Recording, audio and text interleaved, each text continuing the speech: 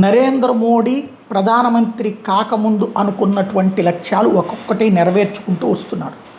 అందులో అయోధ్య రామమందిర నిర్మాణం, కాశ్మీర్లో ఏదైతే ఆర్టికల్ 370 రద్దు, అట్లాగే uniform civil code, citizenship amendment act లాంటివి.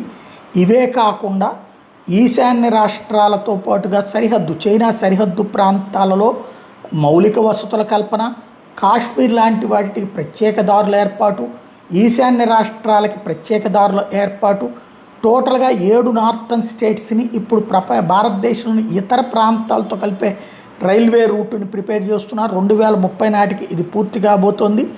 తద్వారా నరేంద్ర మోడీ సంకల్పం భవిష్యత్తులో భారతదేశం ఎక్కడా ఎవరి కోసం వెనక్కి తిరిగి చూసుకోవాల్సిన అవసరం లేనటువంటి వాతావరణాన్ని క్రియేట్ చేసుకొస్తున్నారు.